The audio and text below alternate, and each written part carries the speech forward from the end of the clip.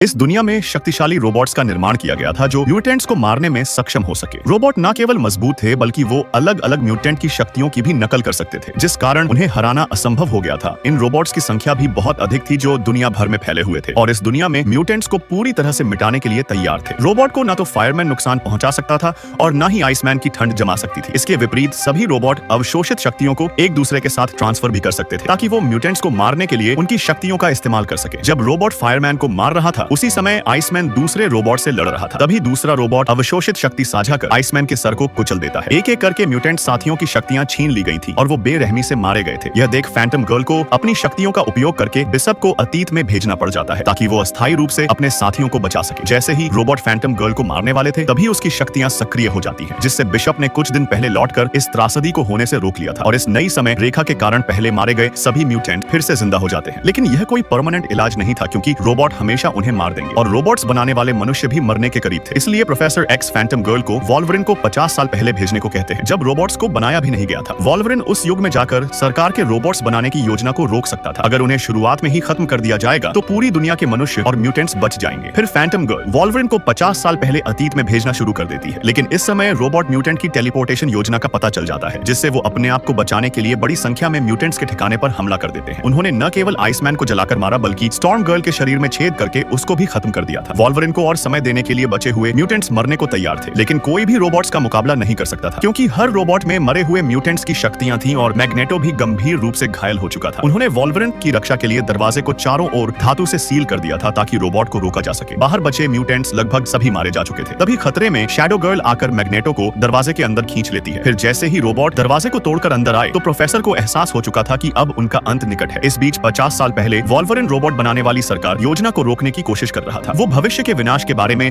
सबको चेतावनी देता है, लेकिन वर्तमान के लोगों को वॉल्वरिन पर विश्वास नहीं था बल्कि उसे म्यूटेंट से ही लड़ना पड़ जाता है ताकि उनकी छवि खराब ना हो जाए। वॉल्वरिन मैग्नेटो को इंसानों को मारने से रोकना चाहता था, लेकिन मैग्नेटो उल्टा उस पर ही पलटवार कर देता है। रोबोट्स बनाने की योजना का खतरा बढ़ता जा रहा था। इस समय केवल युवा प्रोफेसर एक्स ही जानते थे कि वॉल्वरिन भविष्य से आया है, इसलिए वो टेलीपैथिक से शेप शिफ्टर गर्ल को सरकारी अधिकारियों को मारने से रोकता है ताकि इंसान म्यूटेंट के डर से रोबोट न बनाए। वो उसे भविष्य में होने वाली विनाश के बारे में बताते हैं, जिसके तुरंत बाद ही शेप शिफ्टर लड़की ने अपनी बंदूक नीचे कर ली थी और सरकार को बताती है कि म्यूटेंट्स भी इंसान ही है। लेकिन मैग्नेटो अभी भी इंसानों को मारना चाहता था, पर तभी शेप शिफ्टर गर्ल उसे रोक देती है, जिसको देखकर रोबोट्स बनाने की योजना खत्म हो जाती है, जिससे वॉल्वरिन ने आने वाले भविष्य की समय रेखा बदल दी थी और भविष्य में रोबोट द्वारा उनकी मौत टल जाती है क्योंकि जब रोबोट बनाने की योजना ही खत्म हो चुकी थी तो सारे रोबोट भी गायब हो जाते हैं। हालांकि म्यूटेंट्स भी बचकर गायब हो गए थे। फिर नई समय रेखा में सभी म्यूटेंट्स मनुष्य के साथ शांति से रहने लगते हैं। केवल टाइम ट्रेवल वॉल्वरिन को ही याद था कि रोबोट्स कितने खतरनाक थे।